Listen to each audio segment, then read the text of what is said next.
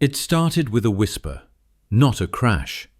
A quiet trade buried deep inside JPMorgan's system, too small to notice, too precise to be random.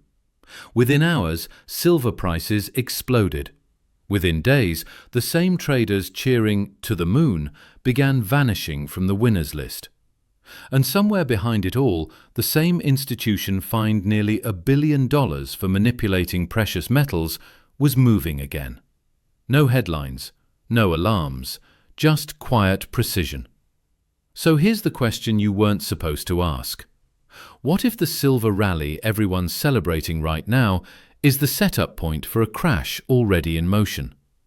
What if the biggest player in the market, JPMorgan, isn't chasing profit, but control? Because when silver moves like this, it's not just a trade, it's a signal. And the only question left is, who fired it first? Why this matters now? Right now, silver isn't just shining, it's burning white hot. In January 2026, the metal hit $119 an ounce, its highest level in history. Retail investors call it the people's gold. Reddit forums are buzzing again, echoing the same euphoria from the 2021 meme stock craze. But below the frenzy, the power brokers of Wall Street are making moves very few are paying attention to, especially JPMorgan.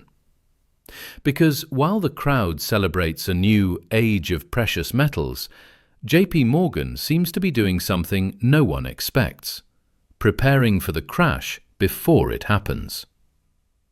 Most people think the silver market is about shiny coins and jewelry. But the real battleground?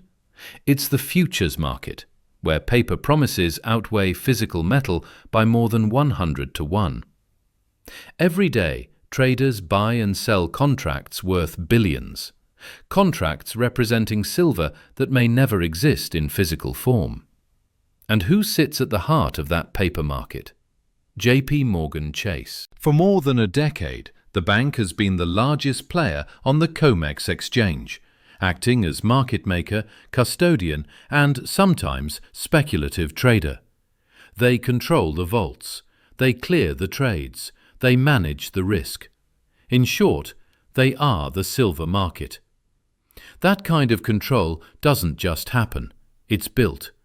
And it comes with immense power to stabilize or snap the system.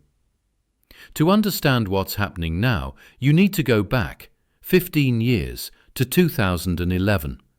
Silver was breaking records then too, touching $49.50 an ounce. Blogs screamed, "Precious metals revolution." Retail investors were convinced fiat currency was dying.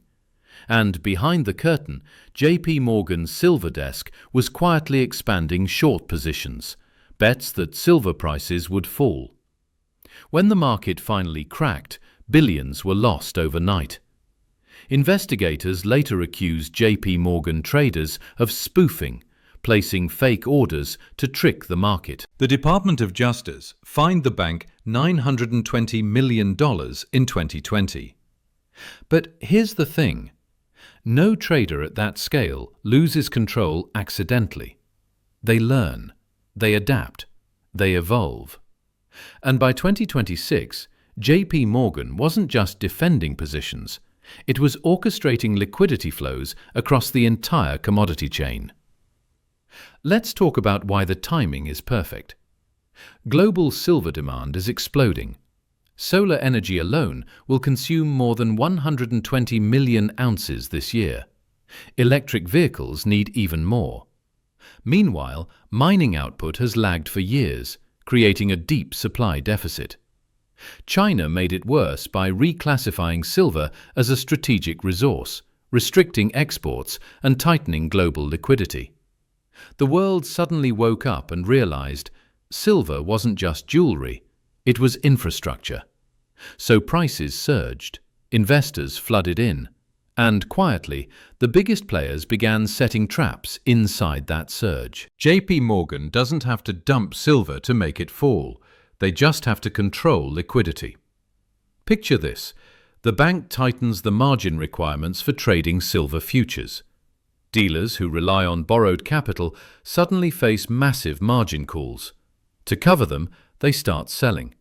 The selling triggers more margin calls, and within hours, the market collapses under its own weight. No conspiracy, just policy, executed with perfect timing. It's the equivalent of draining oxygen from a fire, not by attacking the flames, but by closing the vents. Let me ask you this. If the same bank that settled for nearly $1 billion for manipulating metals suddenly benefits from a 50% plunge, would that just be coincidence? Drop your thoughts below, because I want to know if you think this crash is being engineered or if it's simply overdue. And if you want more breakdowns of financial power plays like this, subscribe now. That single click keeps us independent from the noise and brings you closer to stories the big networks rarely touch. All right, back to the engine driving this cycle. Even former insiders are raising alarms. Marko Kolanovic, JPMorgan's legendary strategist who left in 2024, warned that silver is almost guaranteed to drop by 50% within a year. He says the market looks exactly like previous manias, too hot, too crowded, and detached from reality. And he might be right, because as prices go parabolic, futures leverage climbs as well.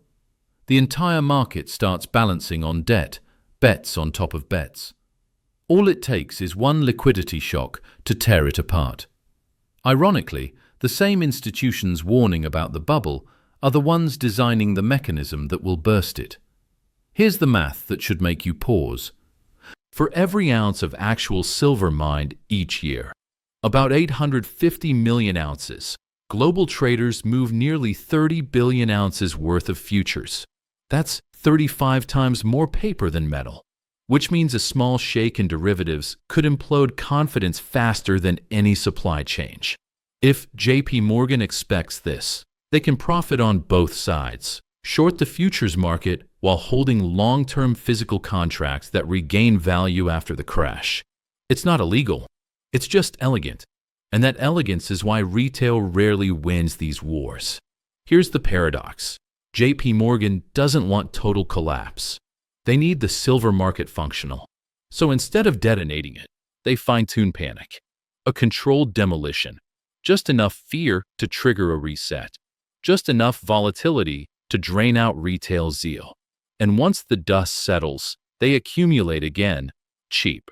By the time retail traders realize what happened, they're priced out again. It's a loop, one that's been running for decades, each cycle quicker and more digital than the last. Step back for a second. Silver has always reflected psychology, not just economics. It shines brightest when faith in currency fades.